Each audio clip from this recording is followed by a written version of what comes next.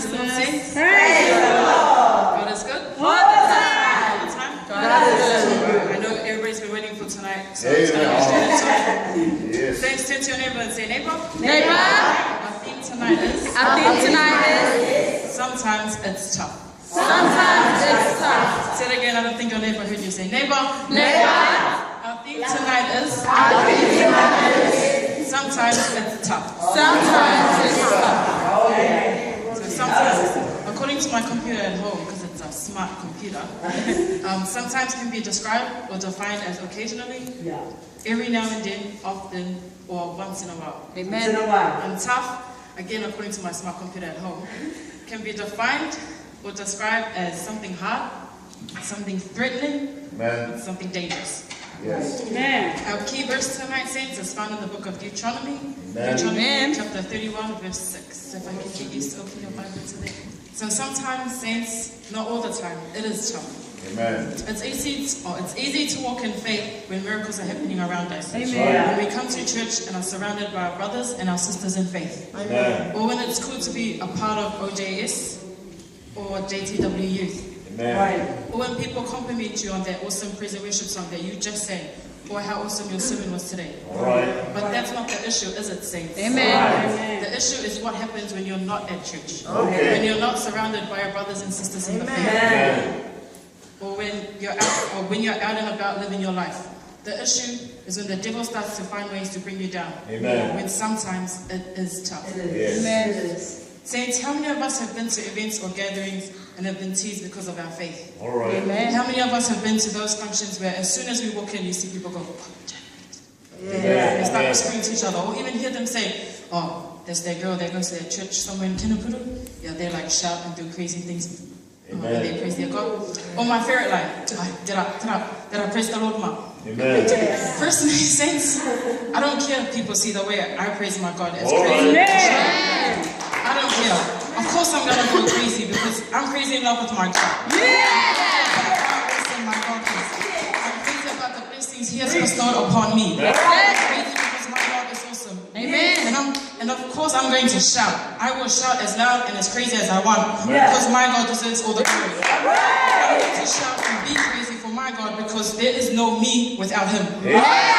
Saints, there will always be those sometimes it's tough moments where we will be mocked for our faith. But you know what, saints? Just shake it off. Because in 1 Corinthians chapter 10 verse 13 it reads, there hath no temptation taken you but such as is common to men. But God is faithful, who will not suffer you to be tempted above that ye are able. But will with the temptation also make a way to escape, that ye may be able to bear it. In other words, saints, God does not give us anything we can't handle.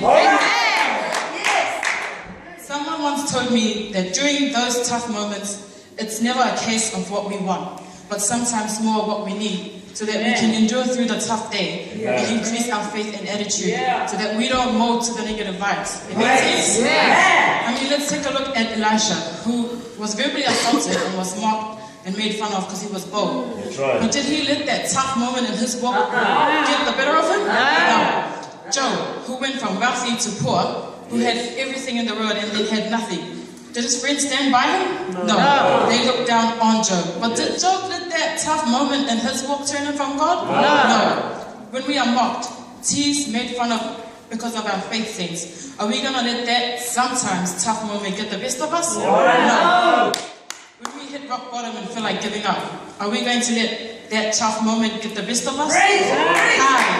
When your family starts to distance themselves, Amen. Praise Him. because you have changed churches of faith, are you going to let that time?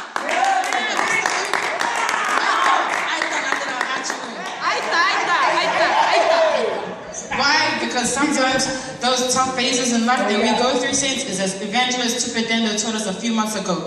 It is only but a little while yet.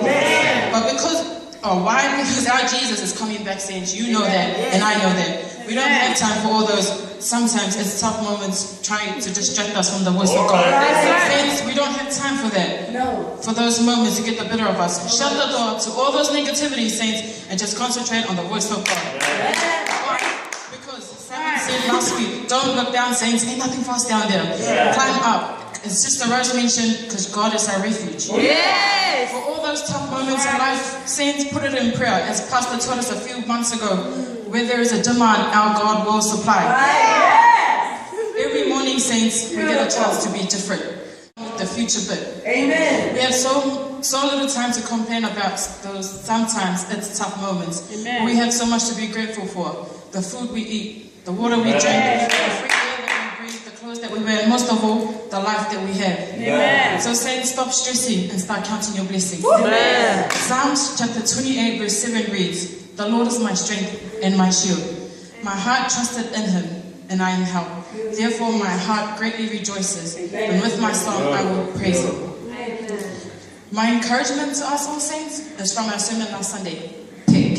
P-E-C-K. Now is the time, saints, to get our pick on. To position ourselves in the best possible way so that we can expose ourselves to God. So everybody knows that we are ready to be courageous, and to stand up and step out of our comfort zone so that we can share the knowledge of our God.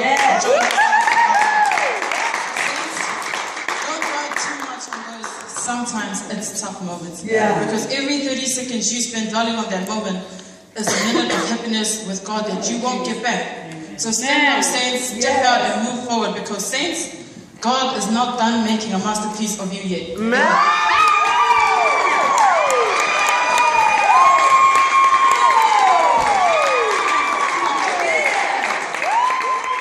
Praise the Lord, everybody. I want to get straight into it. So my book can be found in Psalms 150, verse 1 to 6. Everybody turn to your neighbor and say, neighbor.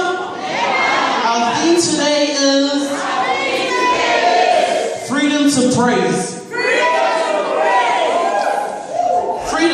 Freedom means liberty. Letting something go.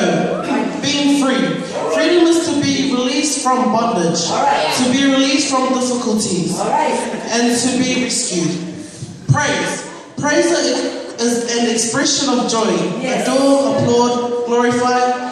It is to talk in an extremely enthusiastic way to somebody. Praise to give kudos. When was the last time you saw the glory of God in such a way that people were simply unable to proceed with the business of doing church stuff? The last time God took over service, I am hungry for that. When nobody cares what time it is, we need to break through time. As we just read the Psalms, I am sure you grabbed the theme of it. It is to praise the Lord. Having the freedom to praise the Lord. I would have to say that most Christians these days have cement in their toothpaste. When it comes to praise, instead of having an attitude of expectation to see what the Lord will do, we take the approach of what else the devil throws at us can. Life is not about waiting for the storm to pass. It is about learning to dance in the rain. Whenever we hear the words praise and worship, most of us immediately think of singing a song, clapping, lifting our hands to God. These are great examples, but they only half define praise. Praise is a lifestyle, a choice that no matter what is going on in your life, you will give God glory. I want you to understand there is a difference between praise and worship. They are not the same thing, but cannot separate them. They go hand in hand, like peanut butter and jelly, like peas and carrots. Praise is a celebration time of worship. Is that intimate time you will never fully be able to worship until you can live your life in a celebration lifestyle. It is not about what is going on in your life at the time, which will determine if you will praise God. It is determining that no matter what is going on, you will praise Him. This will allow you to enter His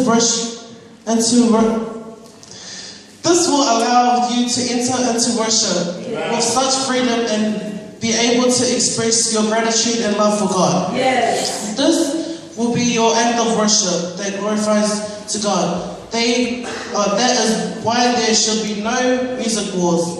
Hymns can be worshipped. Choruses can be worshipped. Hands up, hands down can be praised. Sitting quiet, standing, dancing can be praised. There is not my way. There is only God's way. The power of praise when you don't have anything else is amazing.